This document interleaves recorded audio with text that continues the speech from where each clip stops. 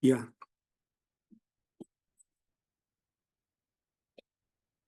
Good morning, everyone. Good morning.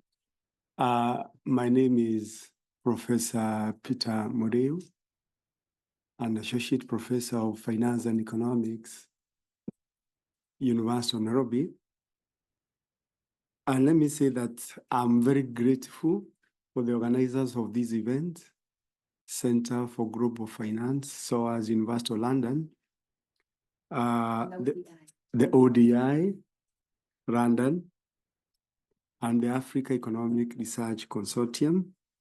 So I feel greatly honored for the invitation to chair this loud table on China and Africa interactions. Let me say why this loud table is important. I went through this document that I'm holding, and which I believe all of you have gone through it, and certain issues came out.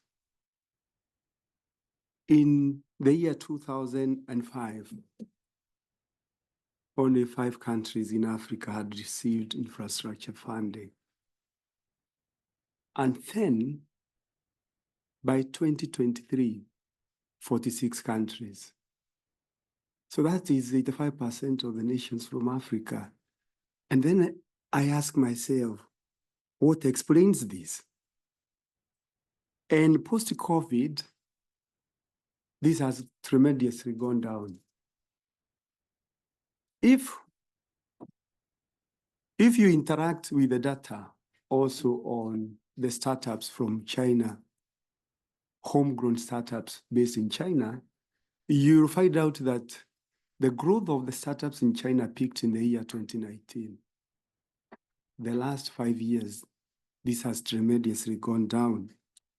So what is also explaining this?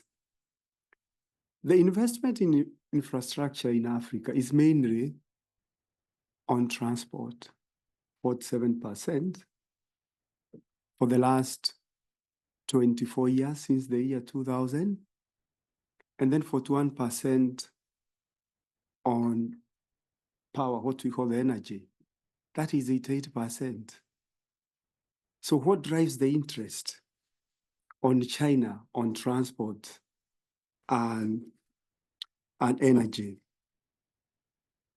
Then forgive me if I repeat what I found being discussed when I got in, because I wasn't here. So I may repeat. Now, the issue of debt.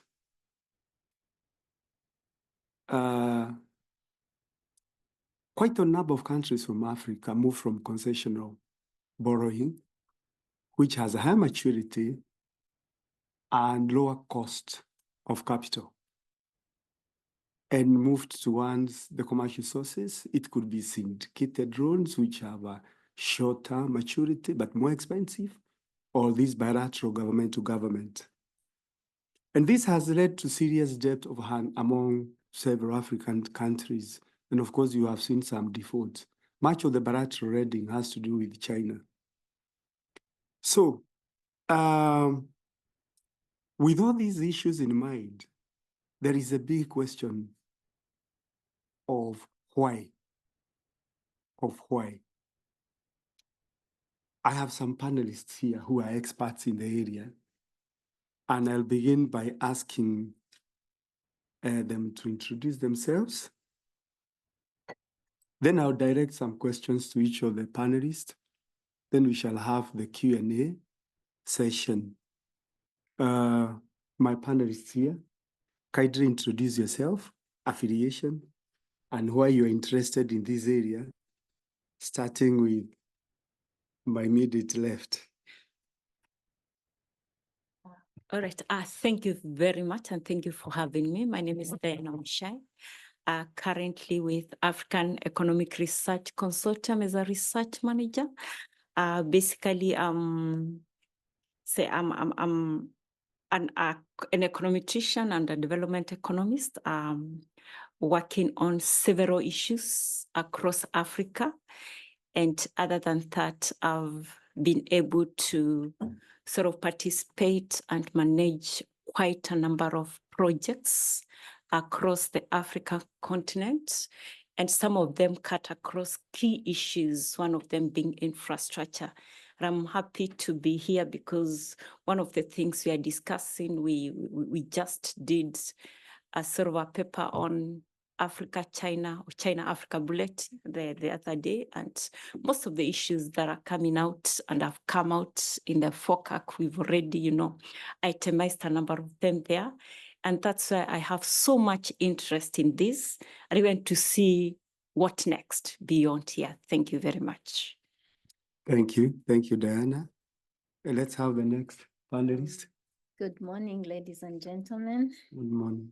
I'm Christine Charity Mwevisa. I'm both an academic and a government consultant. But presently, I'm a special presidential assistant, economic affairs in Uganda. And the core area that I'm so much involved in is assessing, understanding, and guiding on the different business ventures that go in as government, and especially when it comes to investment. And this one is at the core of my work. And so I was very, very passionate being part of it.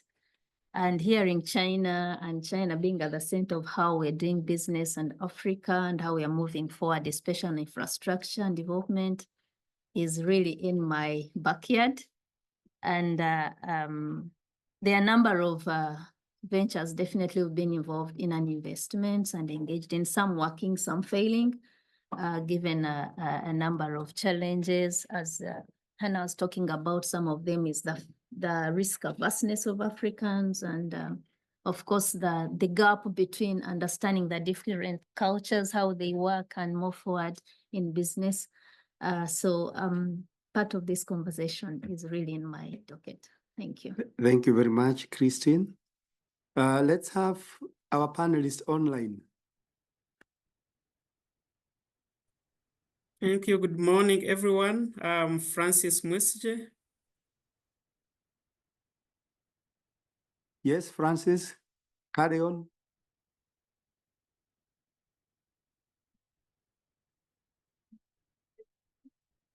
Hello, Francis.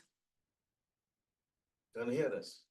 Largely capitalized by the government, but also capitalized or funded by a number of other development partners, both multilateral and bilateral DFIs out there. And so I'm real happy to be part of this panel, and most especially on this very, very crucial topic, which I think we've also been interested in, because the sources of funding are key, where they are sourced from, how they are deployed, and the impact they are creating as a national DFI. Happy to be with you all. Thank you. Thank you, Dr. Francis Mwesige, Chief Economist, Uganda Development Bank. My fourth panelist. Thank you, Peter. I'm Abi Kadir. I think I'm the research director of AERC. Sorry, Abi, for interrupting you, but you have said that you think. I think I am, yes. It is to say that I'm sure that I am the director. From the research perspective, I did a lot of work in development finance. Therefore, it is very interesting to be here. In addition to that, I was teaching international business at the University of Sheffield just before moving to my current post at AERC.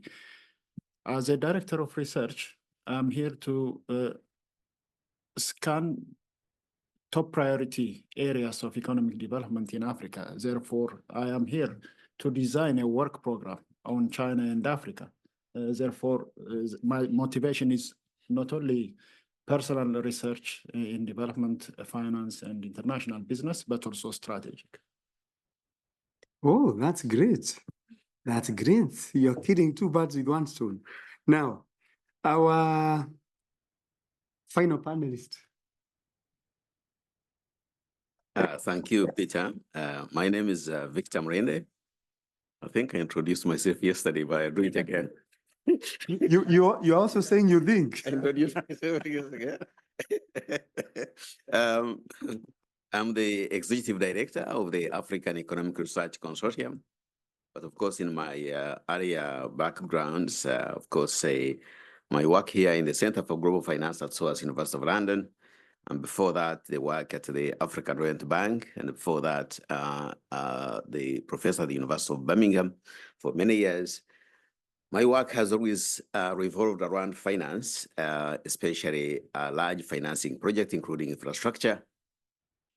And the interest in China and Africa takes a new twist, whereby trying to see that the financing structures, modes, delivery, costing, pricing is different from the other types of funding across the world, and to see how it's panning out with the African countries. And with the view that all African countries are different, and trying to group them into one Africa becomes problematic for me. So I'm looking for variations and differences, commonalities also as well, to try to understand why the motivation of each African country is going into this arrangement and whether it works out for them. Maybe for a high majority, it does work out for them. Maybe for some minority, it doesn't. Maybe the other way around. So hence my great interest in China and Africa, especially from the financing aspect, from the financial economics aspect. Thank you. Thank you, Victor. And what comes out from what Victor is saying is that there have been a deviation from the Washington consensus by China. And but then it has realized tremendous growth while deviating from Washington consensus. Now, Diana, you are the research manager at AERC. What's in your under in terms of China-Africa interactions? All right. Thank you, Peter. Having done research in this area and having listened to what has gone through yesterday and this morning, as somebody asked, is this the same China? Of course, it is the same China. Have promises been made before? Yes. Have others been fulfilled and broken? Yes. We cannot run away from that fact.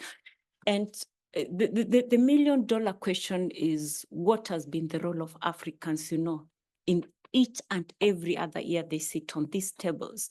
And one of the things I would just want to bring forth, and I've had over when I was sitting here, we are sort of talking about, China investing in Africa, but we have not really checked about the tracks of engagement, in China, Africa. We realized that there are two, and with all due respect to Boston Global Development Center, whom we wrote this paper with, and they provided much of the data. And one of the track, and as I said yesterday, it is support for the electrification infrastructure, of course, which has increased energy access thanks to the China. And we have the second track that basically creates the extraction pipeline. And this one begins with exploration, mining, and of course concludes with exporting the primary energy commodities and transition materials to China. We've had the forecast promising more jobs. Now, we hope the same China is not going to take the same direction that it has continually taken, because exporting primary products has a major impact when it comes to job creation. Number two, we had 2021 pledge that, of course, not to provide more funds to the construction of new coal-fire-powered plants. Of course, the other pledge was to increase support for renewable energy in developing countries. But the question is, has this still become a reality after the 2021 pledge? Yes, that's something also we need to explore and find out. When it comes to the Africa-China trade, Hannah has mentioned there's a huge trade deficit, of course, and it is just, glaring. We are exporting more, of course, primary products and importing, much of the finished goods, and this one contributes. So basically, at the end of the day, we are asking ourselves whether the renewable energy technologies that benefits from Africa's commodity, raw commodity inputs why are they not amongst the top goods African countries import to China, yet they benefit from the raw commodity inputs. The other thing that we have realized is that, well, these exports to China feed into the extraction track of China's economic support. Let's go to the lending. We have talked much about lending. What have we found out? One of the things is that we have said that it has been declining, but what we've asked ourselves, as much as it has been declining and the African continent has faced more crises, do we still have, room to take more additional debt? As much as it is declining, and then we are saying that they're increasing, the loan they want to give us. We have an existing debt burden. And again, we cannot run away from that fact. So where have these loans been heading to? One of the things we found out is that some of the loans are targeting both electrification and extraction track projects. But unfortunately, lending for renewables constituted, we are looking at the past 2 decades, from 2020 to 2022, a mere 2%, while the major percent went to the fossil fuels and so on and so forth. So again, we are still asking ourselves, as much as they are committing to the green energy, the same China, are they going to change? And because, once you test something good, getting, these raw products, how long is it going to take for them to change and get us, value addition so that we export what is required? So most of, also when it comes to FDI, we find that most of this financing, of course, it's also cutting across both extraction and of course, the electrification track, with much of it going to the extraction track. So basically, we find that these 2 tracks, when we come to the FDIs, they are basically channeling much of the investment into the extraction track, which again brings back to the same question. When we are saying that they are financing the hydropower plants, what are they being used to do at the end of the day? Is it that they are used to extract the raw materials to take back to China? So who is benefiting? That is the question we are asking ourselves. So basically, one of the things we are saying is that as much as we are talking about value addition, as much as we are talking, about getting more jobs, the Africans themselves, as they sit at that table, have a major role to play. They should have realistic goals. They should have realistic policies when they are sitting on that table, so that at the end of the day, we do not have so much things that are hidden behind the scenes, and we find out what is at the desk is different. Somebody talked about technology transfer. Go to those people who are constructing roads. Tell me who are the expatriates. I've been there. We have expatriates and we have the people who are just doing the work. They import expatriates to Africa, and we have the expatriates themselves in Africa, the expats, basically not doing the real jobs, but we have quite a number just doing the mere, work, just building the roads, the things that they normally do. So I think as Africans, we need to dig deeper and see, when we sit on that tables, what do we negotiate for? So basically, those are some of the things that we have found out, and posing them in question format so that it helps us think through as my other panelists take us through. Thank you very much. Thank you. Thank you, Diana, for igniting serious policy debate. And what you're telling us is that, in a nutshell, is that the relationship is not symbiotic. If I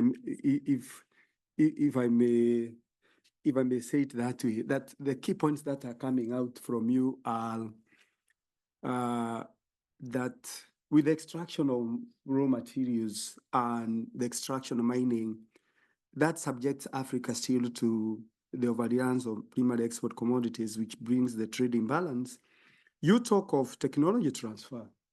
I'm aware, just like you're aware, that the standard gauge railway that was done in Kenya, they are still running it. They are still running it. There has not been an emphasis in the area of energy on green energy. True, because we have the largest wind power in Turkana, and you only find some private equity coming from Norland. And China is not involved there. Perhaps they finance the thermal, which is not environmentally friendly. Christine, we now know what AERC is researching on. And you are the economic advisor to the president in Uganda. Now tell us, what is the strategic direction of African regions in their engagement with China? And what is the area of the emphasis? What are the areas of their emphasis? And what are the pillars? You know, so that I don't confuse you, let's start with the first one, the strategic direction of African leaders. Thank you, Peter. Political leaders engage with the engagement with China. Thank you, Peter. Yes. The strategic direction of leaders. I think a lot has been talked about the role the leaders must play in this relationship being beneficial to both parties. And we've all also heard in the different discussions and presentations since yesterday that there's definitely an imbalance. And even some analogy came out of the feminine and masculine bit between Africa and China. But I personally also add my voice that indeed the African leaders have a big role to play here to make sure that there's a balance and Africa benefits. And even we heard this morning from Hannah, keynote speaker, that it's not a donation from Africa, whatever we are getting. We are actually borrowing this money and we must pay back. And sometimes, yes, we may be able to pay back, but how much are we getting out of this that we got? And so that one, the onus is on the leaders to make sure that this money strategically goes to the role, to the issue it was supposed to achieve and achieve its objective. But that's not enough, because we know that if we, especially Peter said, the political leaders, we know that there are kind of a number of things that play up, balancing the boat. You play your politics and survive, and then also drive this country or drive this nation. And sometimes maybe the desires of wanting to drive your political agenda might overrule and overtake the other than of actually advancing the national development and agenda. And so in this case, unless the leaders are intentional, and I allow me to use the word patriotic, to the point that you can sacrifice yourself for the sake of your nation, for African leaders, for the sake of the continent, then the imbalance will continue to play out unless we are patriotic enough. So if you allow me to use my area or use my president, I would say that my president has been consistent. He will tell you that for the past 60 years, when he was a teenager, that he has really been consistent about developing Africa. And I don't want to sound selfish, that he is one of the greatest Pan-Africanists. I'm not being political here. Pan-Africans who feels that Africa's freedom from the shackles of dependency is only possible when Africans take the reins, when Africans take the drive in whatever they're advancing or whatever they are promoting for their freedom. And so what he has been pushing for, people say now it's an old story because he's been saying it for the past possibly 60 years, is that we must get out of selling raw materials. We must get out of putting our hands out to receive. We must get out of victim mentality. We are finished, we can't do much, and we can do something. And so this one brings us to this point where I said, now look, we can do it, but we can't do it alone. We have our own encumbrances, we have our own limitations, and so we need partners. And so his next drive has been, how do we get investors on board and get the right investors who will help us add value to our agricultural products? Because I believe we all agree that apart from minerals, Africa is an agricultural continent, given our tropical weather and climate. So most of the things we survive on is our agriculture. So how do we get away from the raw materials of what we produce, away from only producing to eat, and then we prolong its shelf life, and we can transport it to another maybe market that will actually benefit from what we are producing. So the issue is now like, how do we get the investors on board to help us add value to our agricultural products?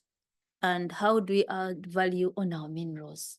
Because we all know that one of the imbalances being talked about, we are the donors of raw materials at very little money, and then we get back this processed product or good or service at possibly tenfold what we are selling out. So he's donating here. I'm actually echoing my president's word. Who is the donor? But how can we now offset that imbalance? That is value addition, okay? So can I proceed with the other questions? Yeah. You know, you are very resourceful being the advisor to the Pan-African president. Now, what are the areas of emphasis? Thank you, Peter. I'll extract as much as possible from you. The areas of emphasis have been that, look, we cannot add value to our products and it's enough, but we must find a way of doing it cheaply, all right, for it to be sustainable. And one of them has been, you must have cheap energy, and you must have infrastructure, and is the process of logistical challenges. And then we also must have easy access to finance. And I think that's how now this Africa-China relationship comes in very strongly. And I believe, and I have seen, and we all know that even in Africa, Chinese have done a number of plants on energy, and Uganda has two big ones, Karuma and Isimba, and hydro energy. And then we've also have many coming on board for renewable energy, and a number of actually small support grants where they're helping the small people to really like do biogas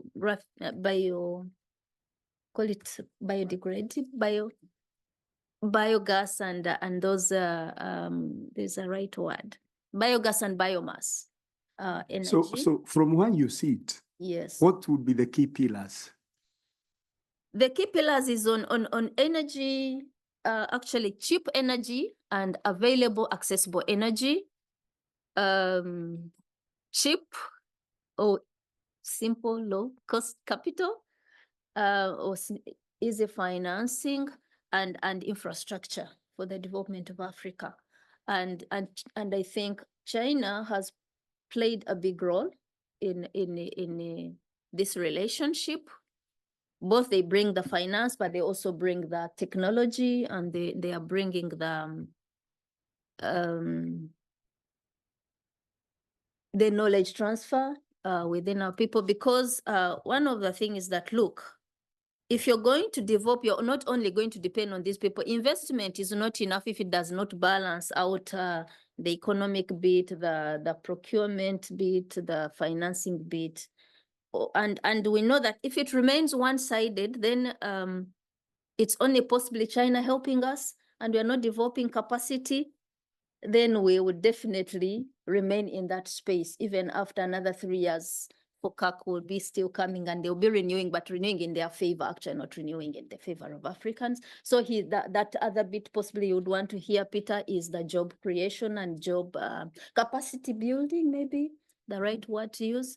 So that there is knowledge transfer, there's technological transfer, and building confidence. I think that has been our African challenge, building confidence in the population, of saying, look, if others can do it, you can also do it, and you can do it better. You don't have to be on one side. So the role of leaders is really being at the forefront of driving what is the objective, what is the main objective. You must develop your country, you must empower your population, and you must be intentional on what you believe in and what you're doing and why you're doing it, for your people, for your citizens to actually follow and have confidence in what you're doing. And I think the main bit here is what is the rule of the game?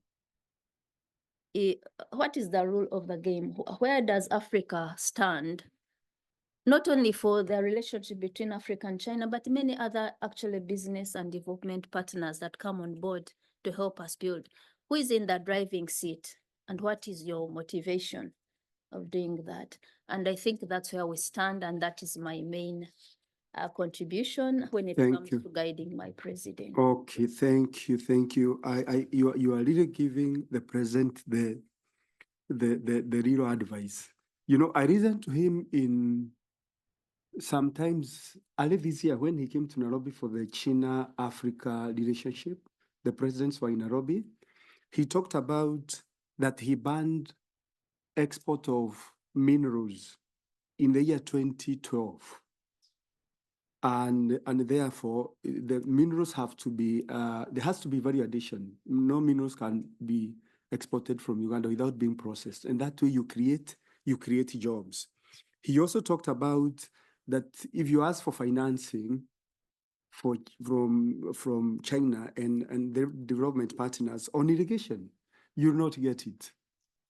And that's very important for food security. But if you ask for financing to do conference meetings, the money comes in very handy. You can be sure I was recording that. He also talked about value addition on coffee. And he said that Germany accounts for a lot of money in value addition on coffee. But the countries that really do grow the coffee accounts for a very small percentage. And of course, he also talked about the mass transport, that you need to do the trams to decongest our cities, and that needs to be financing. So I really get your take-home points. Thank you very much. Let's get Dr. Francis Mwesige, Chief Economist. Yeah? Yes, now, please. No, okay. China is heavily involved in financing or development projects in Africa, but how does Chinese financing compare with financing from the traditional Western donors? Have you heard me? Yes, I have, Prof. Yes. Please go ahead. You have the floor. Thank you, Professor Marie, for that question, and for the panelists. How does China's funding compare to the funding from traditional funders? I want to say from the funding perspective, there are quite a number of considerations. One is the conditionalities, the ease of access of funding. And two is the cost of funding, the structure of that funding. And then probably three is the ease of the ease of access. Let me give an example. Traditional what we've found with the traditional funding structures, and probably those coming from government to government, for instance, and sometimes from multilateral and bilateral organizations, there are sometimes tight conditions. I'll give an example. You'll find ratings. Let me use that as an example. The standard that is used to gauge whether an institution is bankable or should receive funding, and which also influences the structure and so forth, and the cost of funding because it feeds into the risk, you'll find that we use the same standard of a developed country and a developing country, not knowing the base sometimes, but also the starting point. And I'll use just one scenario. We do support businesses in our countries, and there is an entire continuum or the array of businesses. You have SMEs, you have the big and large businesses. You cannot use the same scale to rate them and group them and give them the same kinds of funding. So sometimes you find that where these funding structures or even the conditions that are set kind of are the same across the board, they become exclusionary. So in some instances, and I'll just use one example that popped up last year, for those who went for COP28, there was this discussion of, here there is a lot of money, but where is it? And normally the question is, yes, where is that money? When it comes to the processes of getting that money, processes are long. When it comes to accreditation with some for example, the big UN environmental funds, the accreditation takes a lot of time. And then the rubric, if you look at the metrics that is used, it's one across, and then it becomes sometimes exclusionary, that it leaves out some of the countries. And so now that comes to the differences. So if you have this partner that comes in and says, look, I know you're different, I will listen to your conditions, and then probably I will tailor something for you. You might find that it's easier to go for that kind of facility or loan compared to maybe the traditional that has very stringent conditions. But then that doesn't mean that approach is always favorable. And I think it has been at the center of this discussion since yesterday. That sometimes we also, as African countries, we need to look into what we need that money for, how we use that money, and also the priorities that we set.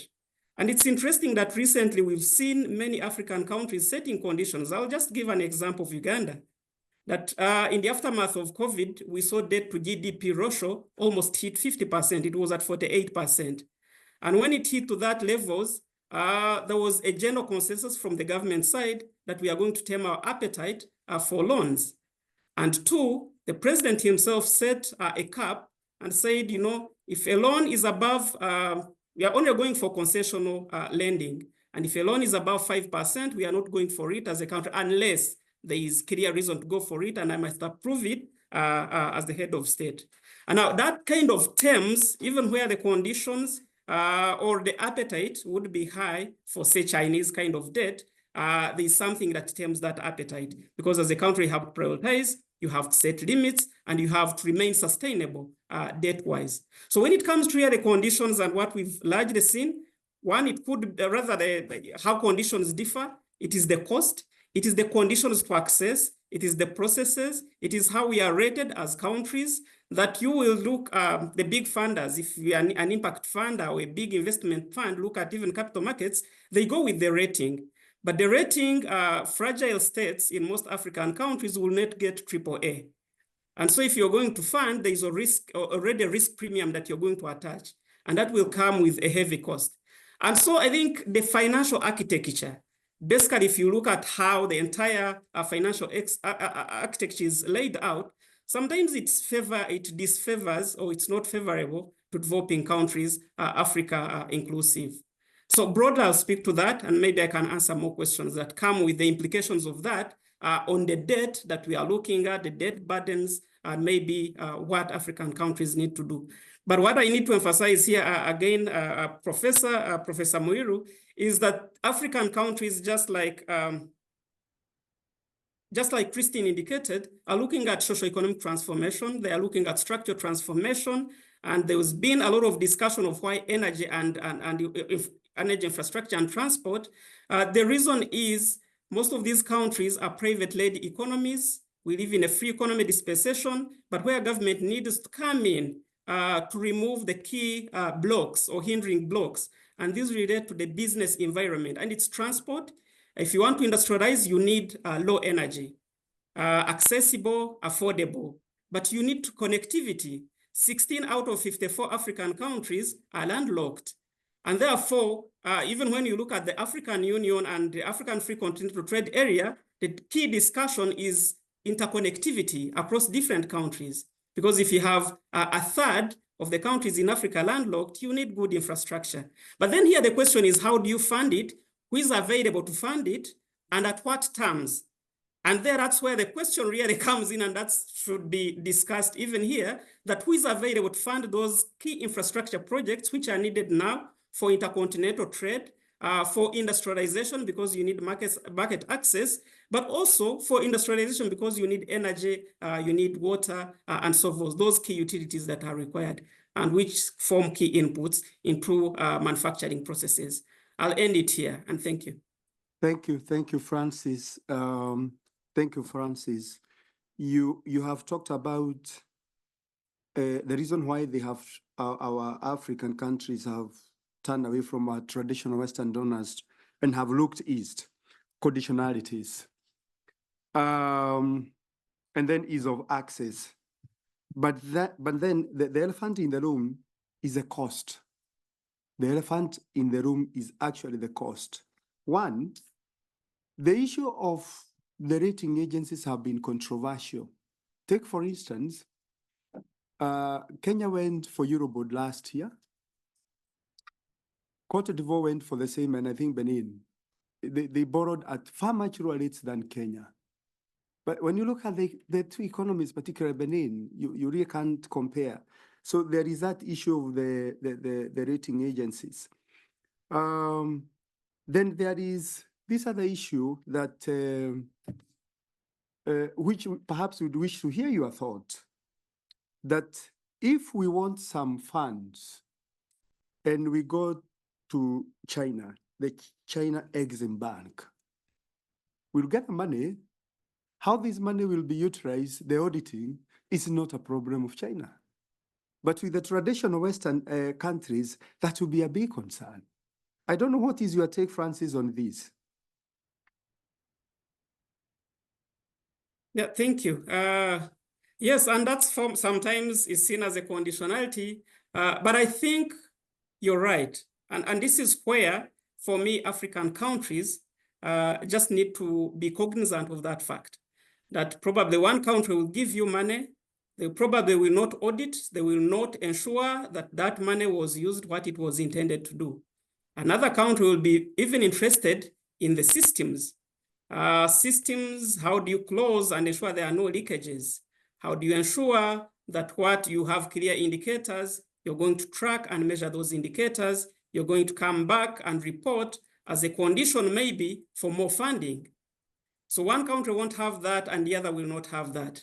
But then one would want to flip the question also, that African countries are partners in this game.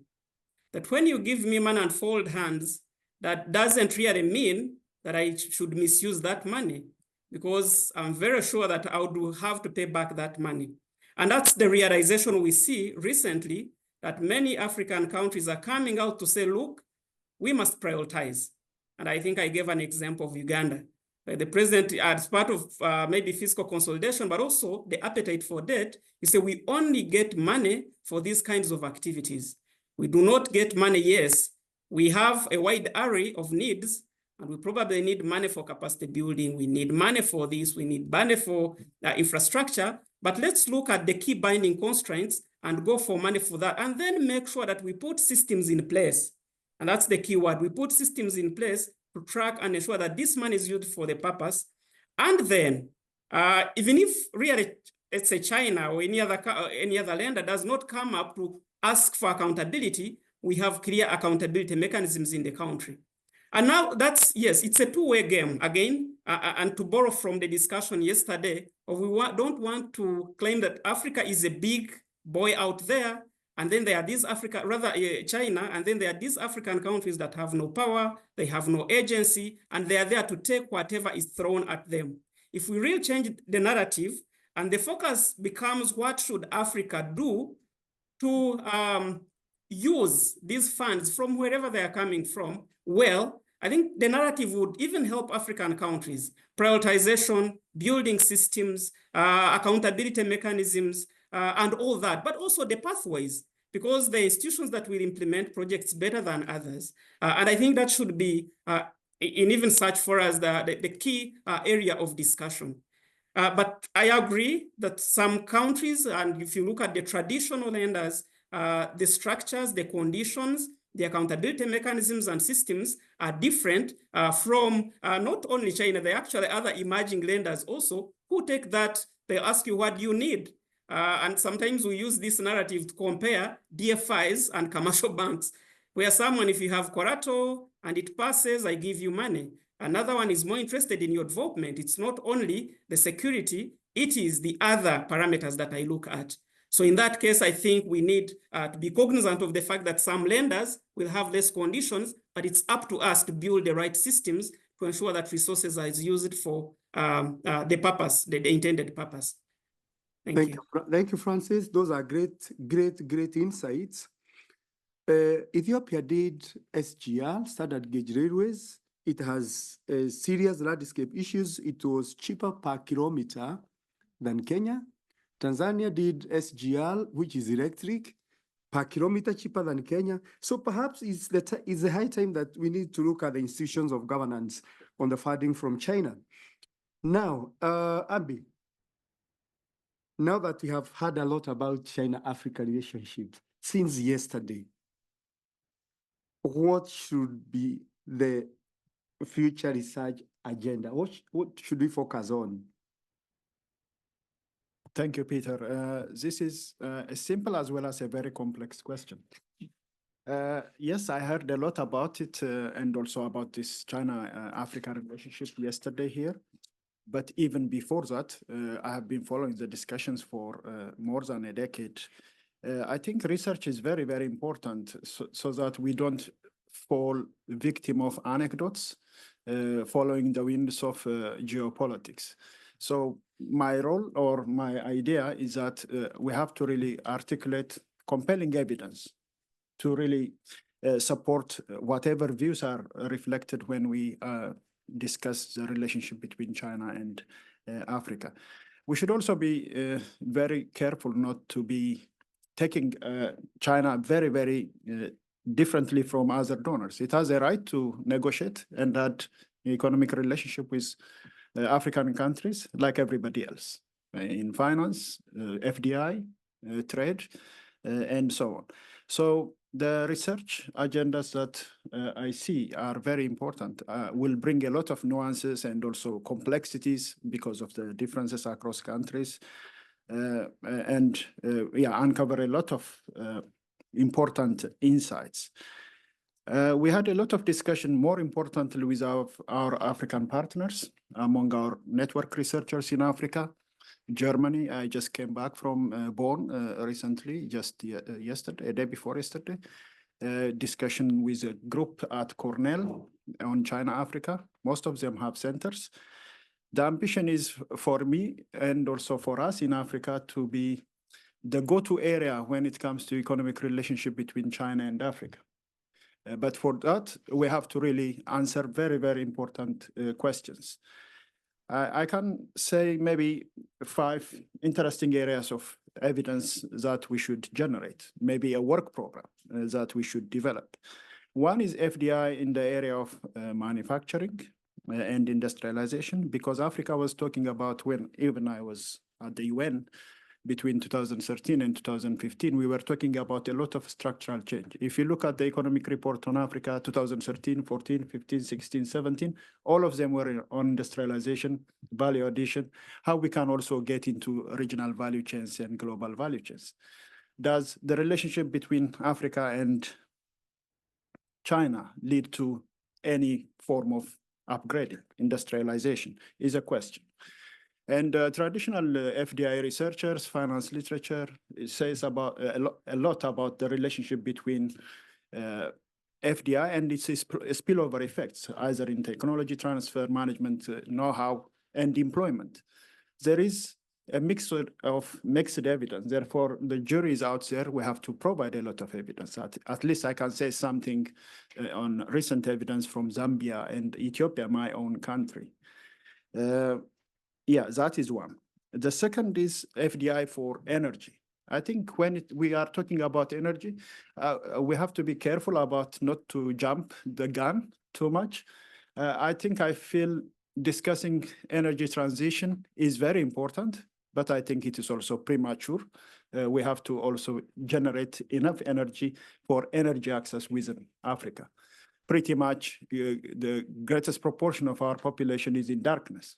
Yeah? You have lived in Africa, I have lived in Africa, I grew up in Ethiopia, and still there are electricity access problems. So access transition. So I think we should really distinguish between that. But if we look at the trends in terms of FDI for energy transition or energy access, we should look into discussing and uncovering insights on greenfield investment in renewables. Actually, they are more significant than M&E investments. Yeah, the merger and acquisitions are more on the fossil fuel side. If you again back this by example, the impacts of this FDI energy investment in Africa on communities. You were mentioning, Peter, about some of the projects in Ethiopia. They have a lot of community impacts, potentially negative, and also potentially negative environmental impacts. But again, this is just potentially. We should really come up with maybe specific project level data and inform what this FDI on energy, because it's not only attracting FDI, but it is also assessing the impact, which should be under our radar. In relation to that, I think I liked the discussion yesterday when they were trying to distinguish between FDI and finance. Finance, especially in relation to environment, mitigation loans and grants and their impacts. This is macro critical. Therefore, if you look at the database, usually it is shallow, but I think in the years to come, it will develop. Therefore, we have to assess these impacts on either the fiscal position as well as also the debt situation. Preliminary evidence from 46 countries on, I think, 21 years of data shows there is some evidence confidently that we can report that we have a debt-on-debt situation, but we shouldn't blame only China. Again, for trade deficit, maybe that my third point, again, we shouldn't blame only China, because if you look at the trade deficits in sub-Saharan Africa, also even the whole of Africa, it started declining, no, it started increasing, or the inflection point was 2011. So the relationship between China and Africa, trade deficit, negative, and it's also negative with other OECD countries. So I think when we discuss about trade and how we can also address it, we should really keep that in mind. The trade barriers, we have studied it, why we have a trade barrier against trade in Europe, and we should also check that with China too, because there are a lot of barriers to Africa's trade. However, on the back of the FOCAC meeting highlights that Hannah shared with us, we know that some countries have made arrangements on currency swap agreements. Ethiopia has done one, so that it trades directly to with China. That is with the aim of expanding exports. Early days, again, it is, I think, my responsibility in my shop to provide evidence whether this is really leading to better trade relationships between Africa and China, maybe based on evidence from specific countries.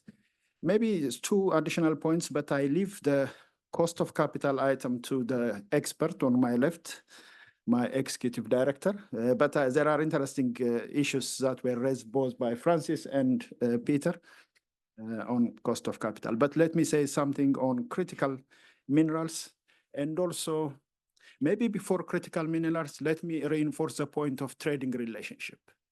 One interesting question that we are asking with the Cornell Group is the following. We know that there is a lot of trade between China and Africa, and my colleague Diana showed how the extractive link is very alive when it comes to trading relationship between China and Africa. This is the following question that interests us as a research program or a research idea. Does this trade between Africa and China increase the proportion of natural rents as a percentage of GDP. Because we feel that there are issues of governance, issues of transparency in relation to the trading relationship with China.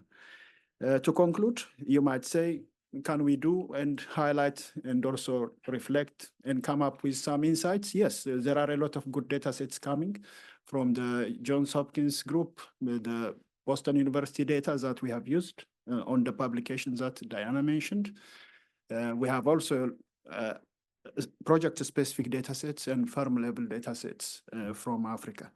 So I think our plate is full, and we want to be a research unit whereby you want to come to see economic relationships between China and Africa to AERC. Thank you. So that is my strategic point. Thank you, Abi. Serious research gaps and gray areas to be researched on. And therefore, this relationship between China and Africa is an interesting laboratory for investigation. And you say that data set is available. So all what it remains is to see you and your team hit the road. And then we meet again to interrogate the findings. Thank you very much. Last but not the least, Victor. Since yesterday, you have had it all. And I know your entry is full. I know you'd require 1 hour. But I'll cut you short. We know you have been following developments in the area of fintech. Do you think China has a role here in contributing to fintech developments in Africa, the innovations? Thank you, Peter, for this. And I will not raise a fight with you on this. I will just conform to your request to be very brief. And indeed, we have harvested so many ideas relating to China and Africa. And I do very much agree with the views of the other panelists, especially starting with the issues on terms of trade. It's actually like a reinventing of the Singer-Prebisch hypothesis of the terms of trade against African countries, and especially even when you bring China into the play. Also, the emphasis by Diana and Christine on some form of commodity-based industrialization that came up in the discussion on how China will provide an opportunity for some form of industrialization based on commodities. And of course, the key areas flagged up by Francis, very important in terms of the financing and indeed the cost of capital question that actually should be completely investigated. The question in itself has problems of the fact that the formulas we use in corporate finance to work out the cost of capital has no convergence. There are about 4 different models producing different results. But there could be a simulation that could help us understand whether we are getting access to very expensive capital through China trade relationship, or whether it's actually comparable to the rest of the world, and what factors we need to take into account that could offset the cost of capital. And of course, the areas Abi has mentioned. Yes, the big elephant missing in the room is financial technology. And right now, the financial technology is in full swing globally. Everything's revolving about financial technologies and new ways of being able to transact. What is the role of China? Was your question? I agree, China has a very important role in this space, even when I do want to acknowledge that some form of fintech was actually invented in Africa. Yeah, in Kenya, in my current neck of the woods. And that was in person transactions, transfer of money using the phone. And it's like the waterfalls have always been running on the rock from up to down. But then when it came to M-Pesa in Kenya, the waterfalls run the other way up.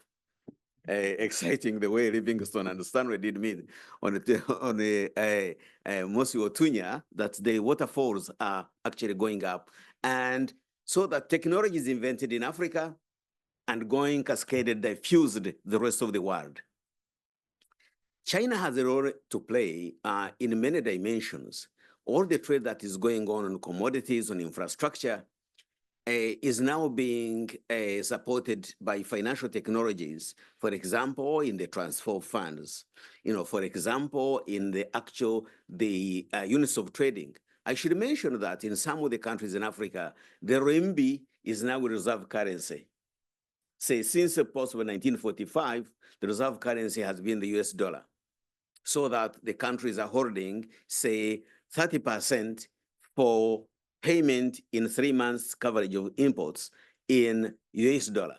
Now, in some countries in Africa, it's very much convenient to have the renminbi as a reserve currency because the amount of trade with China has gone up, and they don't need the dollar. They only need to keep renminbi to be able to. Now, again, that could be converted into based on fintech technologies. Of course, it's going to be complicated. In the next 10 years, central banks are likely to evolve towards what is called central bank digital currencies, so that the actual printing of these notes and coins, I don't have any in my pocket right now, but the printing of notes and coins can cease. And that's possibly why I don't have the money right now in my pocket. Now, if the conversations, thank you, the conversations are already starting. Bank of England had weekly discussions in which we were participating as Center for Global Finance.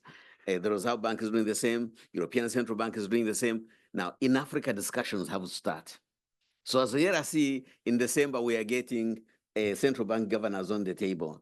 December, actually, the 1st of December, to talk about digital currencies. Now, because there is increasing trade proportions with China, China has to feature in the way we have to watch China in the way it goes into central bank digital currencies and how then Africa can cope.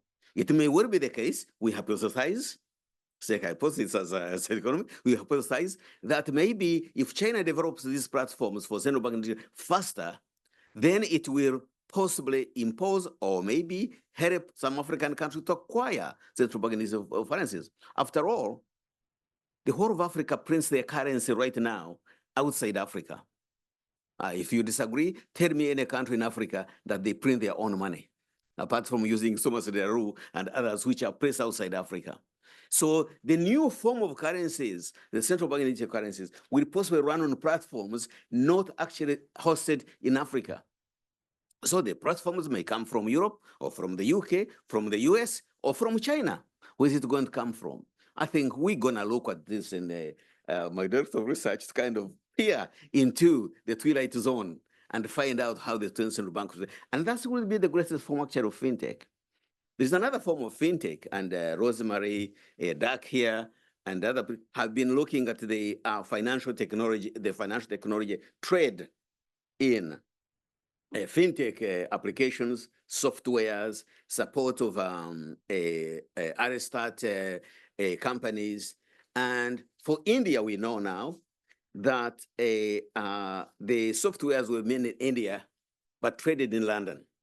Okay. So, but now we don't know. It's a black box about China's role in the fintech area. Okay. Are the applications going to be made in China, and then what will be the role of trading in Africa? And maybe the probably would be said to look at fintech and fintech-enabled services between Africa and China, Africa and India, and then Africa and, say, UK and US. But we now have perfect information in terms of the trade in fintech between, for example, UK and India. What is being produced? Which are the banks being involved? What about the softwares? What about the patents? What are the returns? What are the costs? We now know, but we don't know much about Africa and China and Africa and the rest of the world.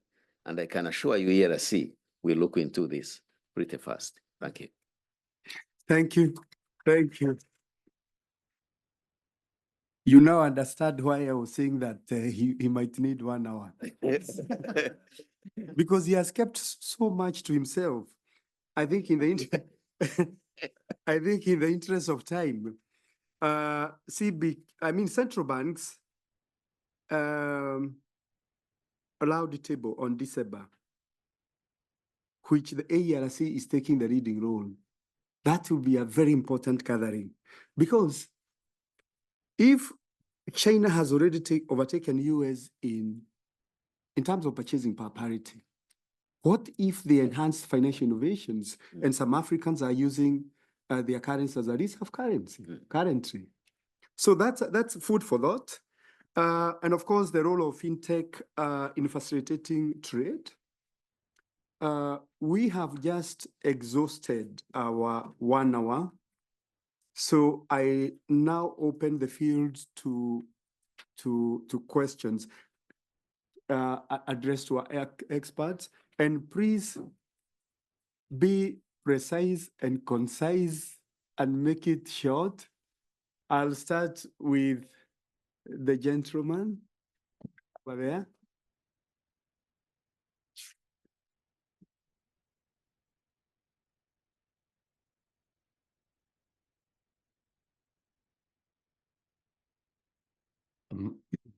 Winslow, just thank you so much for a really insightful conversation.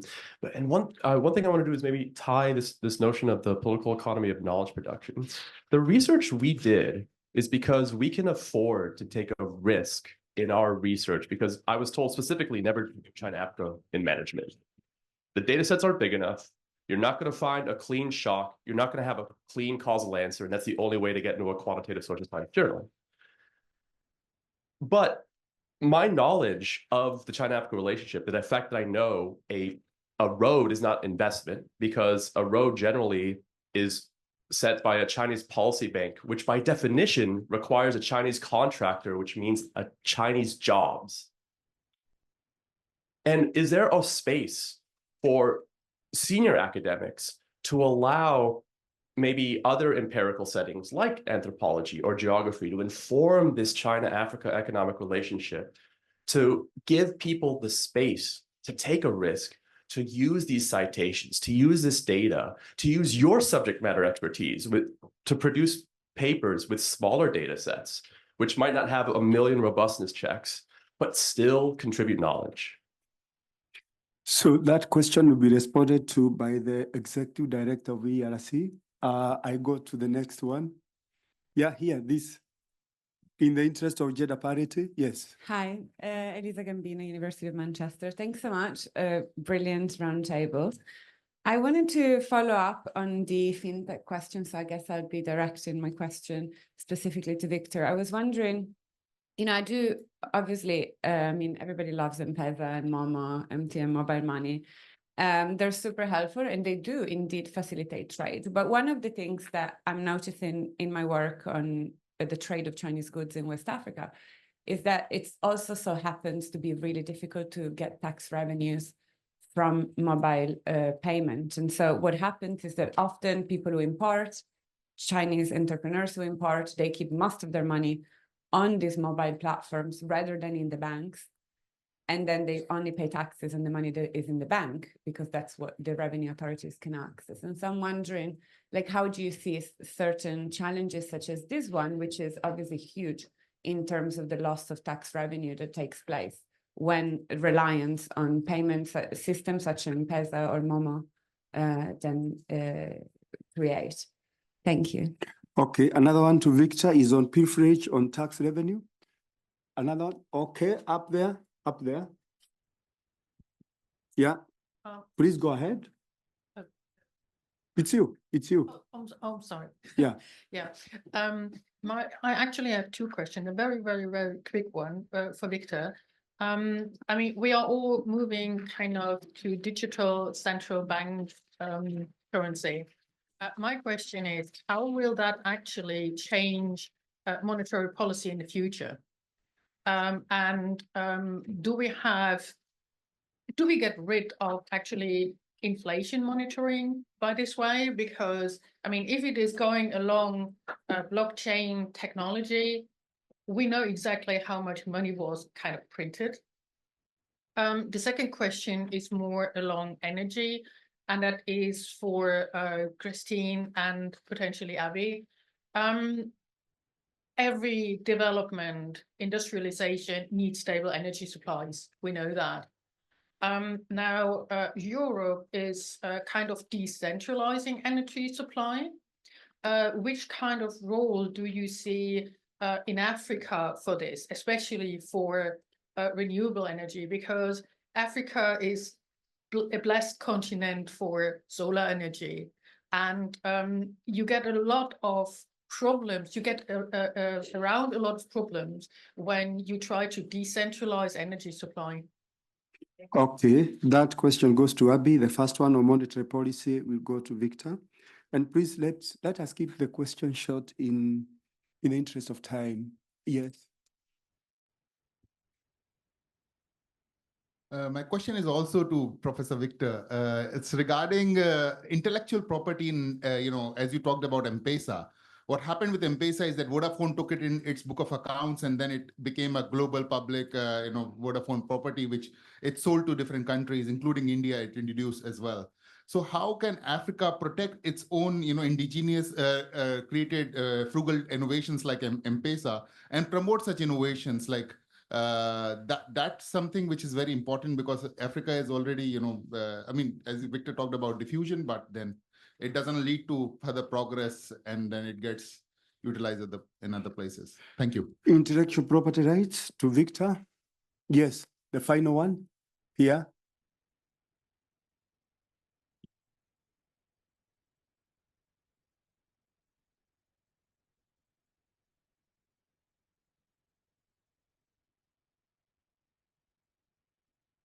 Thank you, Chair. My question is to Abby, the Director of Research. I did some field work in Africa, looking at different projects that Chinese loans have financed. And from speaking to officials in different governments, many of them voice the issue of not knowing actually how to measure what these projects are bringing to the economy. There are no systems in place to measure that kind of benefits that they're getting from the projects. You did mention that you're looking into different projects, and I'm wondering, since AERC has quite some good funding, is it possible to engineer like a database that captures like different projects, how they come into the economy, at what value, what are the expectations, and also be able to track them to see have they actually brought in the value that's needed? But I think we'll keep getting money as in country, but until we actually realize what the benefits are, it won't make sense for us, it won't make sense for our governments, as well as our creditors. All they're interested in is giving us the money. So my question is on the capture of that data within Africa for African projects. Thank you very much. Now, let's have a response from the experts.